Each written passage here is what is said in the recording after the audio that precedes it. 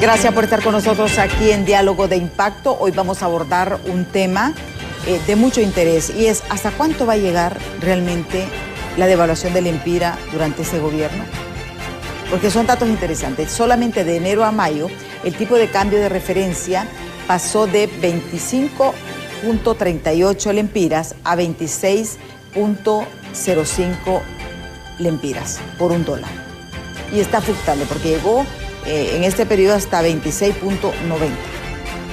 Entonces, esto nos preocupa porque es alarmante realmente lo que se está viviendo con la devaluación del dólar.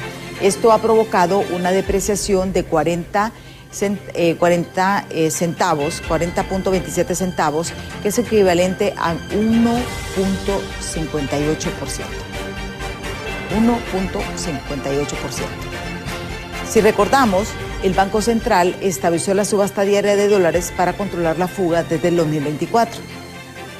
Y se había mantenido porque es una medida que se implementó desde 1994 y que ha dado resultados.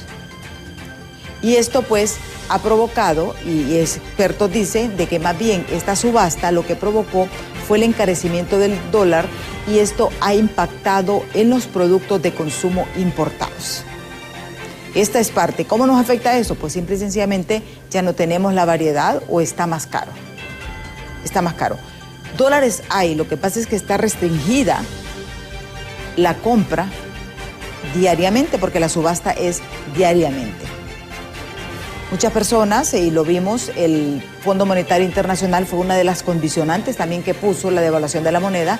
El gobierno no, lo había tratado de mantener durante 3 años, 2 años y medio, pero ya en ya a finales del 2024, ya retomó la subasta y desde ahí comenzó un proceso de depreciación del lempira. ¿A quién favorece esto realmente? ¿Una depreciación de la moneda? ¿Está tan débil la economía? Pues justamente el tema que vamos a abordar con nuestro invitado de hoy, el catedrático e investigador Mario Palma.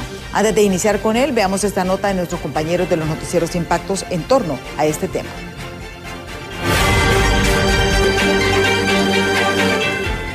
La devaluación del lempira frente al dólar continúa de una manera acelerada. En el 2024, nuestra moneda se deslizó en un 2.74%, pero en este año la depreciación del lempira ha sido mayor, por lo que es casi seguro que al cierre del mes de diciembre un dólar llegue a costar más de 26 lempiras. Pero de cara al aceleramiento, por así decirlo, o el deslizamiento que ha tenido, que aproximadamente son 10 centavos mensuales, ya llevamos más de 35 centavos, casi 36 centavos, lo que avisora es que a finales de este año va a sobrepasar los 26 lempiras. Se había creído que íbamos a llegar al umbral del 26 nada más, pero probablemente se pase un par de centavos más.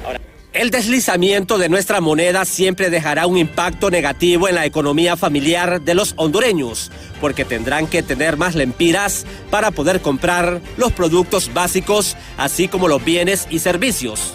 También se esperaría que con este tema del deslizamiento de la moneda, también genere precisamente ese mayor costo con relación a los bienes y servicios que nosotros consumimos, porque recordemos que al final, si bien es cierto, genera competitividad y mayores ganancias para el sector exportador, pero al final nosotros somos un país altamente dependiente de las importaciones y eso impone un costo adicional a nuestro poder adquisitivo. Entre tanto, el sector privado asegura que no existe ningún motivo para que el lempira se esté devaluando aceleradamente, por lo que es una medida que el gobierno no debió de adoptar. Pues hemos visto cómo ha surgido este impacto que se tiene actualmente en la devaluación.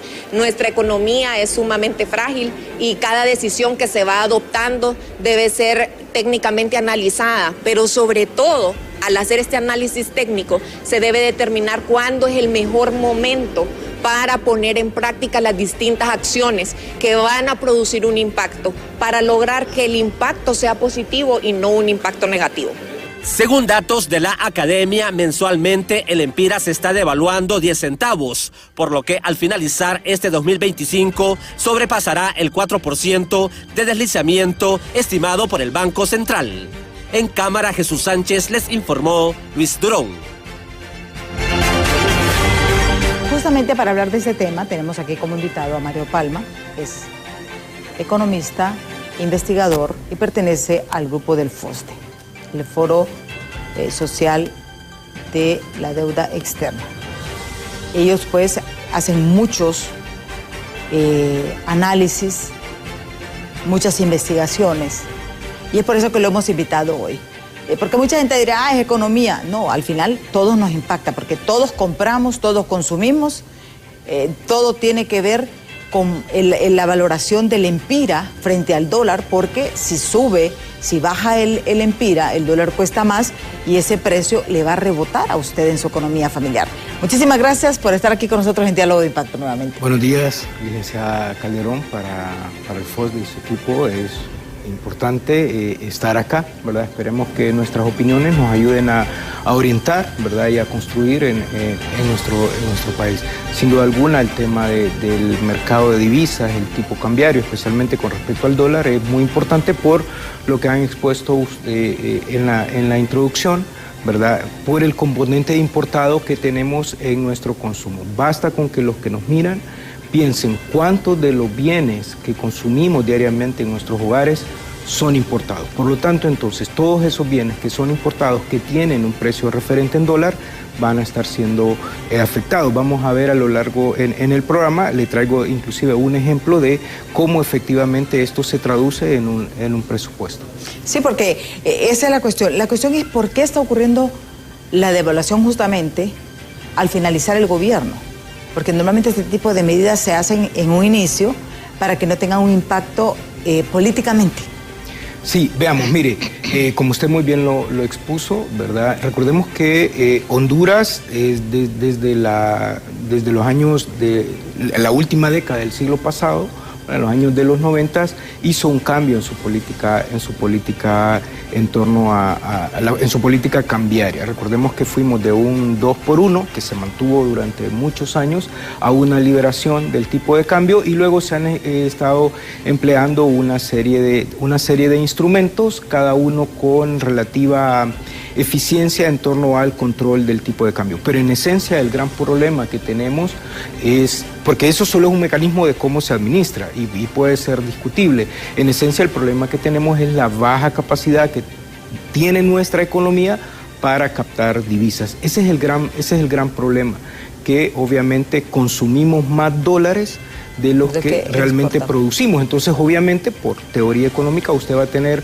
una presión sobre el precio, y en este caso, entonces, el tipo de cambio es el precio del uso del dólar, ¿verdad? Entonces, hay dos puntos que podemos analizar. Primero es cómo analizamos el sistema administrativo, que es la subasta o lo que usted le quiera llamar, que inclusive, como usted también lo indicó, el año pasado, ¿verdad? Esta administración decidió lo que se llama democratizar el acceso a los dólares, que en algún momento lo vamos a conversar. Pero ese es el sistema. En esencia, lo que deberíamos de buscar es cómo mejoramos la capacidad del país de captar divisas, y para eso entonces hay unas líneas específicas que se deben mejorar.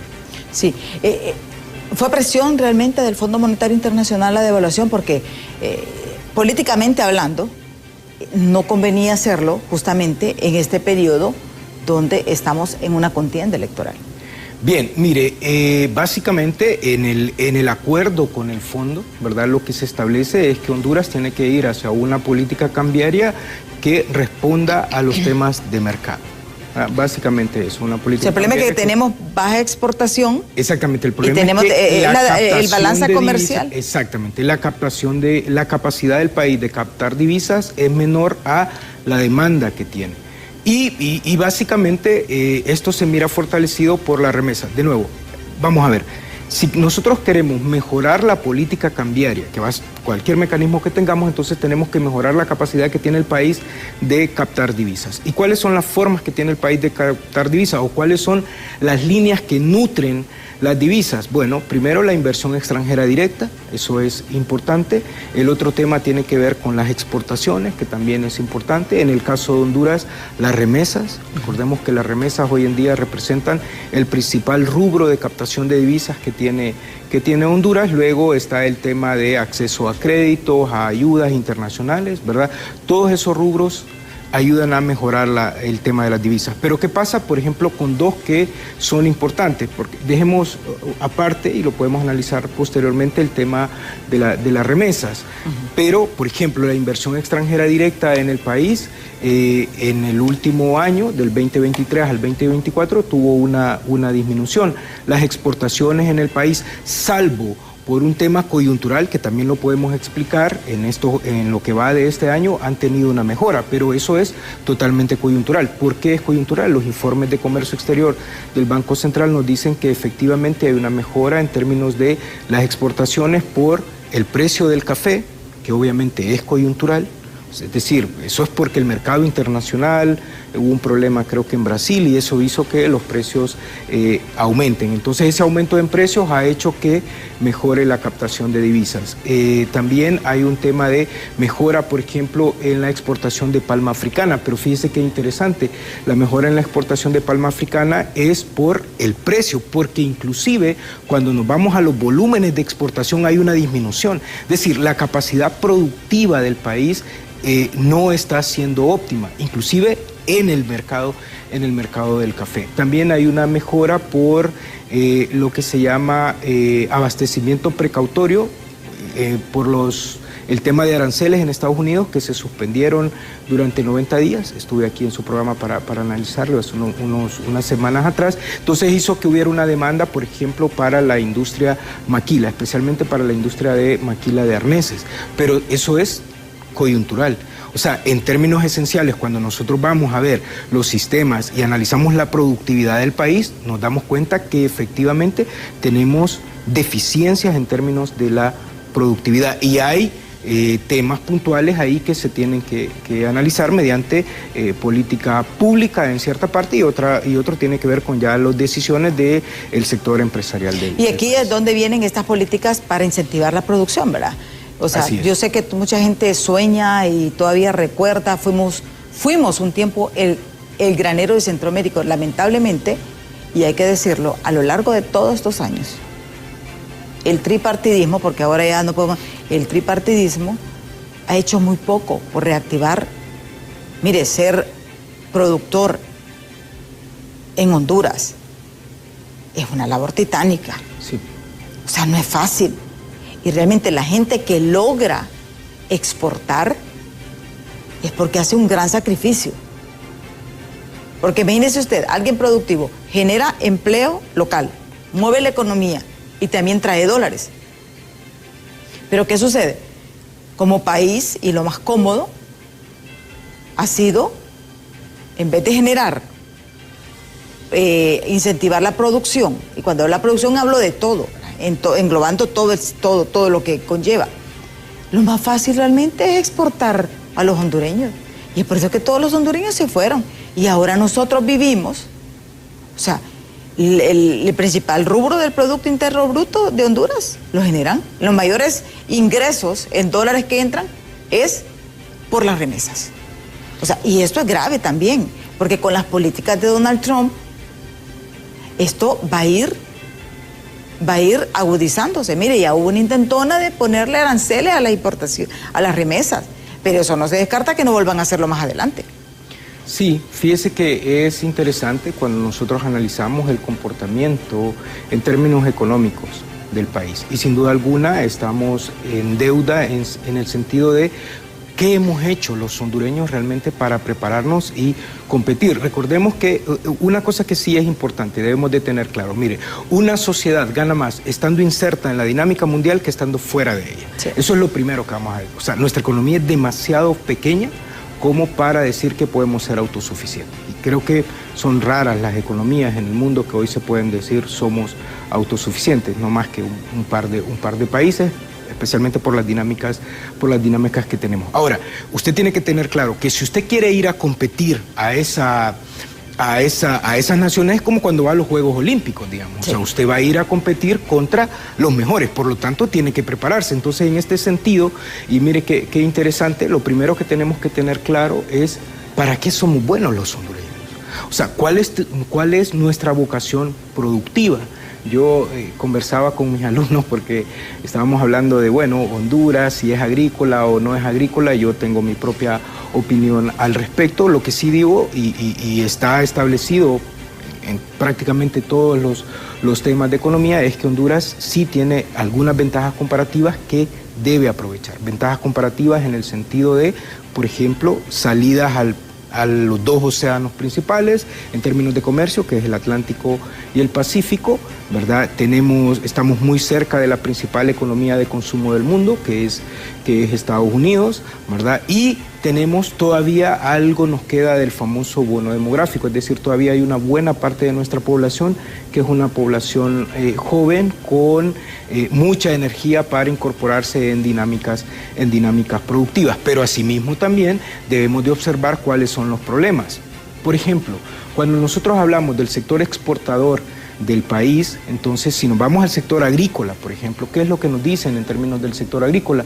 El Banco Central en los informes dice, mire, el sector agrícola enfrenta problemas como afectaciones por cambio climático, sí, exceso de lluvia cuando es invierno, o sequías cuando es verano, afectación de plagas, bajo rendimiento, eso lo lleva a bajos rendimientos, ¿verdad? Hay un problema que tiene que ver con tenencia de tierras, ¿verdad? Especialmente en el sector palma africana y banano, ¿verdad?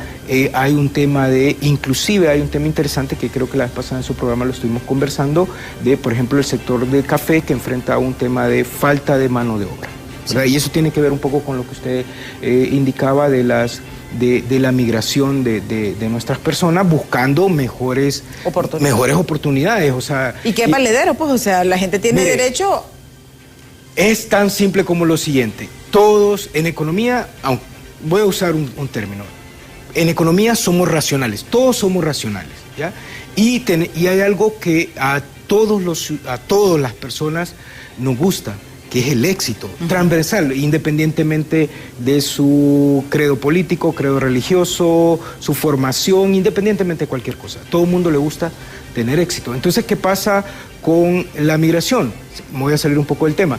Cuando uno mira que su primo, su amigo, su vecino, su hermano se fue y en relativamente poco tiempo, si son ordenados, digamos, porque hay un montón que se han ido y no han hecho mucho, pero la mayoría de los que se han hecho en relativamente poco tiempo construyen, tienen mejoras, se mira, ¿verdad? Entonces uno dice, bueno, esto es rentable. Entonces, ¿qué hace el individuo racional? Simple y sencillamente se va decide migrar con todos los riesgos, ¿verdad? El individuo siempre va a tomar una decisión siempre cuando el beneficio sea mayor que el costo. Entonces, como hay una promesa, digamos, de ese sueño americano que le va a ir bien, entonces la gente decide migrar. Y eso se traduce entonces en una serie de problemas para algunos sectores específicos que tienen que ver con falta de mano de obra, que es lo que estaba reflejando el sector café, que es uno de los principales productos de exportación. Y todos los años y desde hace décadas, ¿verdad? Porque ese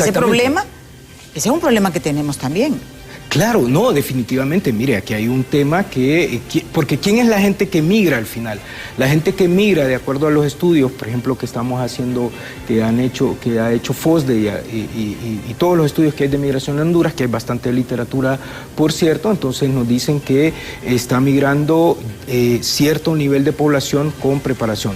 Gente que es joven, sí, ¿verdad? Y que tiene cierto relativo nivel de aquí hay algo interesante con eso también, ¿verdad? Para que miremos de la falta de oportunidades y esto no solamente de ese gobierno, durante muchas décadas. Vaya, por ejemplo, ¿qué es lo que está pasando con muchos jóvenes? Muchos jóvenes salen del colegio, se van a Infop, se certifican en Infop y se van para Estados Unidos. Porque, hay que decirlo, la capacitación de Infop sí es tomada en cuenta al momento de las contrataciones allá, ya sea su estatus legal o ilegal. Así es. Entonces, ¿qué pasa? El Estado está invirtiendo en capital, en formación, pero como no hay oportunidades de trabajo, entonces la gente va. Porque si este muchacho, bueno, usted mira la escasez albañiles, carpinteros, ebanistas, soldadores. Sí, todos los oficios. Por ejemplo, la construcción ahorita tiene un déficit terrible porque todos estos operarios de maquinaria, que ellos mismos, porque ellos tienen su escuela, la Chico tiene su escuela de certificación, Infop también tiene escuela de certificación, se están en México. Sí. Y esa es la realidad. ¿Pero por qué esto? Porque no vemos, como dice, los hondureños somos buenos para esto. En el área de construcción ahorita los hondureños andan, como dicen, en el top. Pero, ¿qué estamos haciendo por incentivar? O sea, vemos la Chico todo, cada 2 meses emite un comunicado que el gobierno no les debe la SOB, que no les ha pagado. Y esto afecta. Y esto se viene como cíclico, ¿verdad? Otro punto también, mi estimado, las camaroneras. Sí, bueno, eso... O sea, las camaroneras hablan de 200,000 personas que quedaron sin empleo en la zona sur. Está bien que hayan hecho relaciones con China, pero hubieran negociado desde ese momento la venta del camarón. O llegar a un acuerdo comercial con Taiwán, porque hay quienes... Costa Rica tiene acuerdos comerciales con Taiwán y tiene relaciones diplomáticas con China. Pero vamos al hecho de, como dice usted, preguntarnos realmente para qué somos buenos. Porque mire, ahorita estamos en campaña política. Todo el mundo dice, todos dicen, sí, que vamos a generar, vamos a volver al campo, que vamos a apoyar a los productores. Pero pasan los años y no hay nada. ¿Cómo se financia el sector productivo? La gente está trabajando con tarjetas de crédito y esa es una realidad. Sí, con tasas de interés demasiado altas. Sumamente altas. Y demasiado riesgo por lo que usted dice, el cambio climático. Sí. Entonces son momentos que yo creo que también, mire, yo no soy experta, pero el sentido común, y lo estoy viendo a diario, obviamente, me preocupa. Sí, fíjese que en eso los datos de las tasas anuales de interés por actividad económica que publica el Banco Central nos hablan que para abril de este año las tasas promedio para el sector agrícola son de 17.14%. Es decir, usted tiene que buscar una rentabilidad sumamente alta para poder desarrollar esto. Pero fíjese que es un tema bien interesante. Si nos vamos al sector agrícola, por ejemplo. Entonces, ¿cuáles son los programas que se tienen en términos del sector agrícola? Bueno, vamos a dar apoyo con crédito, vamos a dar apoyo con bonos tecnológicos y todo eso. Pero, por ejemplo, cuando uno analiza la economía ambiental, entonces en economía ambiental hay un tema que se llama factor limitante. A mí me gusta mucho explicar este tema. ¿Por qué? Porque tiene que ver con la decisión de políticas públicas. Entonces, cuando analizamos el factor limitante, nos damos cuenta que el gran problema que está enfrentando hoy en día el sector agrícola de todo el tema productivo tiene que ver con la falta de riego. La falta de agua, fíjese bien, sí. Aunque la gente tenga acceso a créditos, aunque la gente tenga acceso a fertilizantes, ¿verdad? Que eso está bien, sí está bien, pero no es óptimo. ¿Por qué? ¿Por qué la gente no desarrolla el campo? Simple y sencillamente porque hay problemas de acceso a riego. El agua hoy en día es el principal factor limitante. ¿Por qué? Porque los patrones de lluvia cambiaron totalmente. Sí. Entonces eso hace que haya mucho más riesgo en el campo, baja la rentabilidad y entre más riesgo hay, las tasas de interés son más altas. Y aquí entonces la llevo a un tema. Fíjese qué importante las decisiones de política pública. Por ejemplo, si nosotros analizamos los datos de inversión pública productiva en riego, para lo que va de este año, por ejemplo, teníamos una disponibilidad de 693,000 millones. ¿Cuántos se han ejecutado? 47,000 millones. Solo se ha ejecutado el 6.7% en proyectos de riego. El año pasado no se ejecutó, creo que se ejecutó el 45% en proyectos de riego. Entonces, ¿qué le está diciendo esto? Le está diciendo esto que obviamente el sector público, específicamente en términos de inversión, que debería prestar una solución con proyectos de riego para dinamizar todo el tema del sector agrícola, porque el sector agrícola es importante por varios temas. Primero, por todo el tema cultural que tiene en Honduras, por el tema de la seguridad alimentaria y porque es uno de los principales sectores de exportación, ¿verdad? Y también es uno de los principales sectores demandantes de mano de obra. Entonces ahí usted tiene un tema que es importante. ¿Por qué traigo a colación el tema del riego? Porque es un tema de una decisión de política pública. Aquí el FOSDE ya lo ha venido diciendo en términos de la inversión pública productiva general, pero nos vamos a ir directamente al tema del riego. Entonces, ¿cuál es el problema que hemos observado? ¿Por qué no se están ejecutando estos proyectos? En términos de apoyo a riego, apoyo a medianas y pequeñas empresas que tienen porcentajes de ejecución sumamente bajos. Entonces deberíamos de observar cuáles son los problemas que se presentaron el año pasado, tomar decisiones para solventar esos problemas y que realmente estos proyectos lleguen hacia los sectores que más los necesitan. ¿Para qué? Para dinamizar nuevamente, la matriz productiva del país. Sí, y yo creo que esto es bien importante. Yo escuchaba, por ejemplo, ayer que justamente el presidente de Banadesa, que Banadesa fue creado con ese fin. Y fíjese que nosotros tenemos las herramientas, sí, porque Honduras tiene las herramientas, tiene las instituciones, pero lo que hace falta realmente es voluntad política. Decía, tenemos 4.000 millones para producción agrícola, pero cuando vemos el nivel de ejecución, entonces ahí es donde está la paradoja. Pero tenemos que ir a pausa, aquí lo detengo un poquito, tenemos que ir a pausa para regresar sobre este tema, porque es interesante. Vamos a abordar el tema de remesas y por supuesto también el impacto que va a tener Corium internacionalmente, si el gobierno no sabe manejar bien esta situación. Esto después de la pausa, no nos cambien.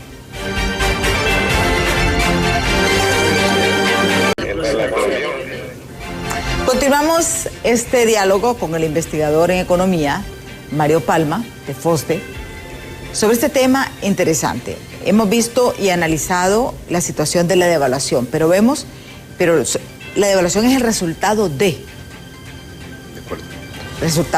malas políticas, falta de apoyo. Y una de las cosas que nos ha dejado claro nuestro invitado es el hecho de que nosotros estamos importando más y exportando menos. Entonces, esa es la balanza comercial. Así de sencillo. Entonces, estamos así. Entonces, ¿qué pasa? Necesitamos tener esa paridad para que nuestra moneda se mantenga estable. ¿Qué hubo presión? Obviamente, ellos por el mismo desbalance en la balanza comercial. Pero algo interesante dice, y me quedó esta frase que nos dice nuestro invitado, es el hecho de que los hondureños primero debemos de definir para qué somos buenos, para partir de eso. Y volvemos a un plan de nación. Porque eso es lo más importante. Antes de irnos a pausa, yo estaba viendo justamente las declaraciones del presidente de Banadesa que decía, tenemos disponible 4.000 millones de lempiras para la producción. Pero también nos planteaba nuestro invitado, el mayor problema para la producción, aparte de los altos intereses de los préstamos, es la falta de agua, sistemas de riego. Yo le comentaba, yo desde pequeña en la zona sur hubo muchos proyectos, la FAO desarrolló cantidad de proyectos porque esta ha sido la zona del corredor seco que mundialmente es conocida. Y hay mucha inversión y mucho apoyo. Y ha sido una población que ha sido resiliente. Mire, yo recuerdo aquellos, usted cuando antes iba, muchos tal vez no habían nacido, en San Lorenzo. Ahí había unas algodoneras, una cosa espectacular, ¿verdad? Una cosa bellísima, que usted pasaba, así como cuando usted pasa en las carreteras para Tela, Atlántida, el sector de Atlántida, por las palmas africanas. Usted miraba, pero después se dijo que no porque había mucho contaminante.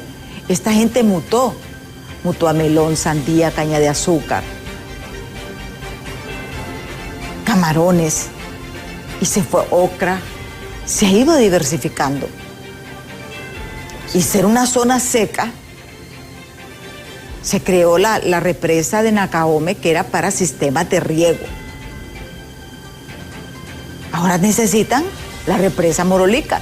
Y si nos vamos al otro punto, se renecesita la represa El Tablón. Y con el debido respeto a las comunidades. Pero no podemos sacrificar a unos cuando estamos dañando mucho más a millones de personas, millones de trabajos. Y aquí es donde viene la falta de políticas, porque yo creo que ahora lo resumo como falta de políticas. Sí, mire, un tema tiene que ver con la falta de políticas. El otro tema tiene que ver con la instrumentalización de las políticas públicas. De hecho, la economía es clara y le dice usted puede tener una política pública muy bien diseñada, pero si esa política pública se va a desarrollar en un marco de corrupción, se va a desarrollar en un marco de falta de información, se va a desarrollar en un marco de incapacidad técnica por parte de los encargados, de los tomadores de decisión, de los funcionarios públicos, inclusive incapacidad o falta de capacidad en términos de supervisión, entonces esa política, por muy bien diseñada que esté, no va a funcionar. Y lo que usted mencionó hace unos minutos atrás, en lugar de solventar un problema, lo que voy a generar es lo que en economía se llaman incentivos perversos y voy a agravar un problema. Eso debemos de tenerlo claro. Por lo tanto, entonces, el FOSDE ha venido haciendo un llamado en el país para que tengamos un plan de nación. De hecho, el FOSDE junto con la universidad presentaron el año pasado una propuesta de plan de nación, un pacto social, un pacto económico, inclusive un pacto fiscal, que primero nos lleve lo que nosotros decíamos, ¿para qué somos buenos? ¿Cuál es la naturaleza de nuestro territorio? Y en función de esa naturaleza de nuestro territorio, empezar a capacitar al factor humano del país, ¿verdad? Si nosotros entendemos eso, si nosotros entendemos para qué somos buenos, entonces sin duda alguna nos va a ir mejor. Mire, esto es como que usted tenga un joven y yo tengo hijos adolescentes y yo a mis hijos les digo, bueno, usted prepárese en la vida, ¿verdad? Usted identifique cuáles son sus debilidades. Una vez que usted identifica sus debilidades, usted trabaja sobre esas debilidades para ser fuerte. Lo mismo pasa con el tema de nuestra sociedad. Y mire, bien interesante esto. ¿Por qué? Porque ahí vamos a un tema que se llama fortalezas institucionales. Entonces, si nosotros, los individuos, tomamos decisiones dentro de un marco institucional, ¿verdad? Entonces, si ese marco institucional es débil, entonces, sin duda alguna que eso nos resta competitividad. ¿Por qué nos resta competitividad? Porque seguramente va a ser un marco institucional en donde hay mucho favor. Y donde hay mucho favor, hay mucho puede llegar a temas de corrupción. Entonces, tenemos que tener un marco institucional fuerte, tenemos que tener instituciones fuertes. El problema de Honduras no es que no hay leyes. El problema de Honduras es que hay leyes, pero cuando vamos a aplicar esas leyes, el seguimiento a esas leyes no es el adecuado. ¿Por qué no es el adecuado? Porque las personas no están preparadas o no estamos preparadas o porque simple y sencillamente no tienen los elementos técnicos para darle seguimiento a esas leyes. Y ahí es en donde se presentan algún tipo de problemas. Por lo tanto, entonces, aprovecho a hacer una pregunta. Imagínense qué va a ser de Honduras de aquí a 20 años. Esto es una pregunta que lanzo yo a todos los que hoy van a competir por regir la vida del país en los próximos años, inclusive a los que están hoy. ¿Cuál es la visión que tenemos de Honduras dentro de 15 años? ¿Cuál es la visión que tenemos de Honduras dentro de 20 años? ¿En qué vamos a estar? ¿Verdad? Entonces seguramente vamos a estar con los mismos problemas, quizás un poco más agravados de los que tenemos hoy. En esencia, tenemos que tomar decisiones, identificar cuáles son los problemas. Mire, los problemas en Honduras están bien identificados. Entonces tenemos que decidir ir hacia enfrentar esos problemas de manera acertada, de manera eficiente. Exactamente. Y fíjense que así, para que miremos que nosotros tenemos todo, solamente hago esta comparación. Tenemos universidades agrícolas, sí, con prestigio, o sea, universidades públicas y privadas. Tenemos el CURLA, ¿verdad? No sé cómo se llama, ahora le cambiaron el nombre. Tenemos el Zamorano, tenemos el de Ciencias Forestales. O sea, nosotros realmente O sea, aquí lo que hace falta es la parte veterinaria, que eso si no se ha podido completar. Pero realmente, o sea, ¿y cómo es que estos jóvenes tienen éxitos en la misma empresa privada aquí en Honduras? Y son tan cotizados que muchos de ellos se han ido fuera del país porque las mismas empresas transnacionales los reclutan. O sea, tenemos todo. Lo que hace falta realmente es esa voluntad política de decir, ok, vamos a bajar los préstamos, así como ustedes dijeron, vamos a bajar los préstamos de vivienda, los intereses de vivienda, es decir, al sector público, al sector privado. Decir, vamos a bajar, estas son las condiciones que deben haber para la producción, porque al final todo, porque también uno entiende los bancos, porque quédese realista, usted no va a prestar a alguien que va a arriesgar. Sí. Y yo creo que también hay que ser realistas también. O sea, lo que no hay son políticas, un seguro, o sea, que el gobierno diga, ok, nosotros vamos a financiar el seguro de esto. O sea, hay tantas políticas porque, y usted lo ve con el Tratado de Libre Comercio, ¿qué es lo que hizo Donald Trump? Proteger su gente. O sea, la gente lo vio como locura, pero no, está protegiendo la economía interna de Estados Unidos. Y mandó al traste todos los tratados internacionales. Pero son políticas, son decisiones que la van a... El mismo Javier Milei, en Argentina, tomó decisiones para proteger su gente. Y eso es lo que debemos de hacer nosotros. Pero realmente, yo creo que también es el momento de exigirle a los precandidatos, a los candidatos a la presidencia, políticas reales, planes reales.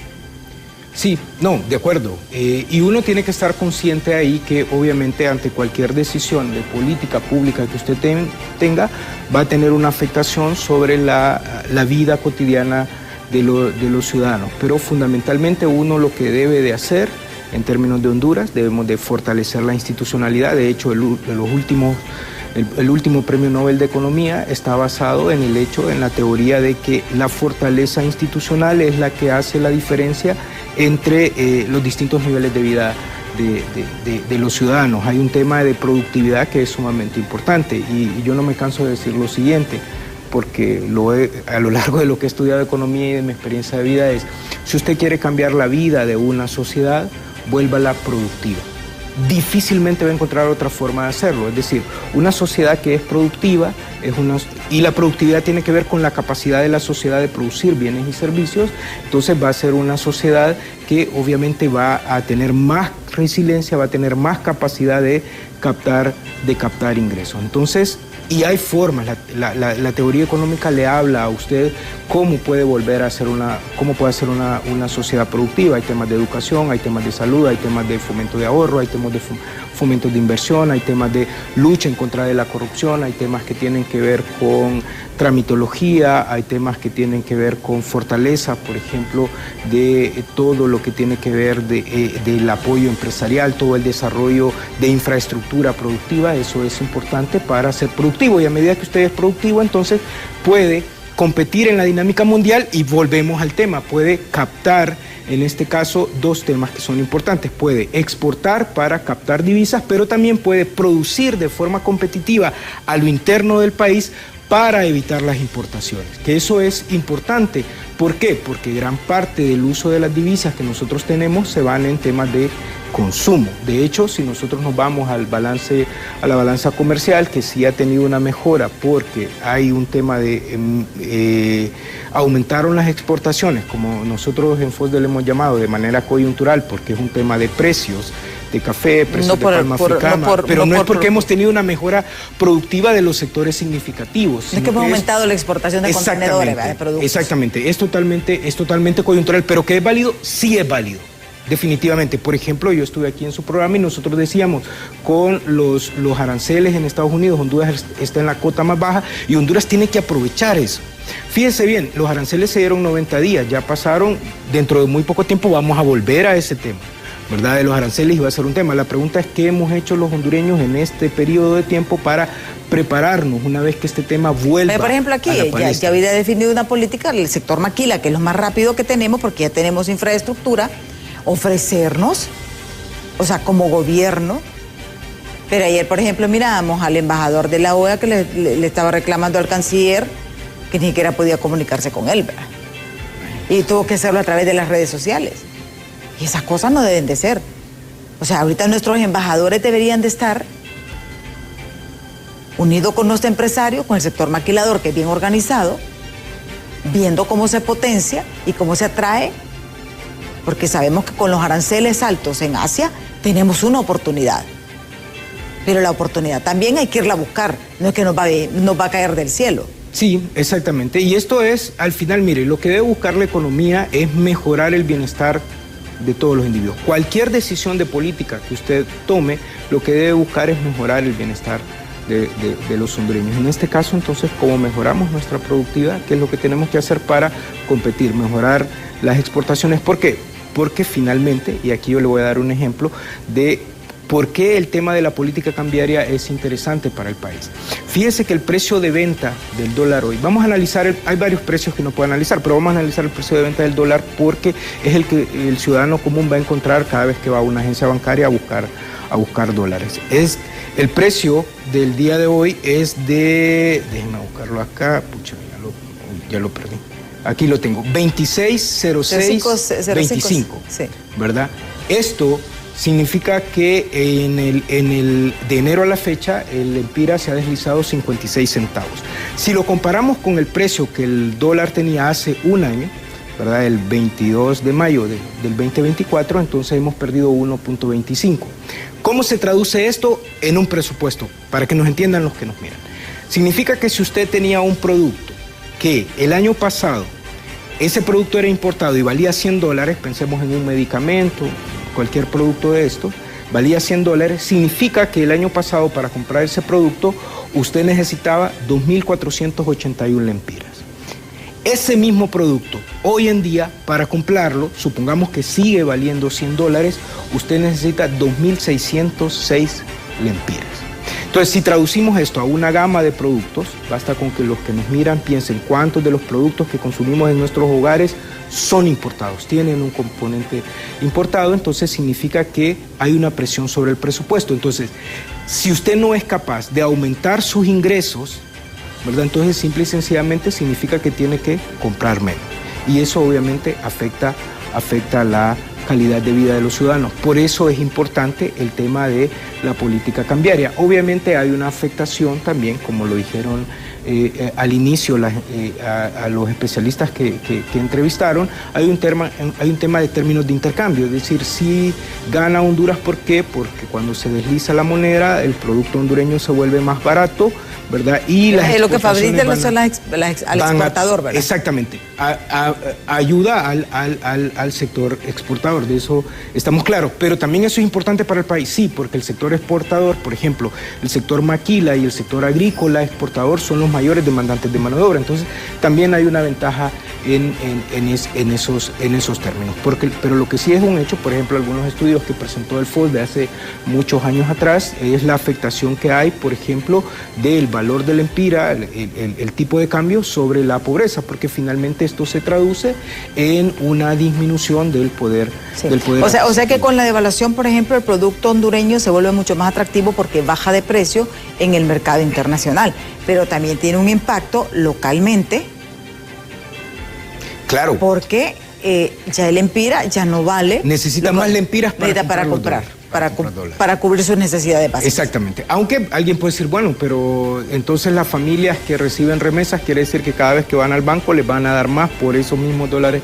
Sí, efectivamente, eso es así, pero si los precios están aumentando, entonces se genera lo que en economía se llama una ilusión monetaria, que hay que tener cuidado. Eso tiene que ver con un tema de inflación que es interesante. Yo creo que el próximo gobierno, ese gobierno, estamos en un año electoral.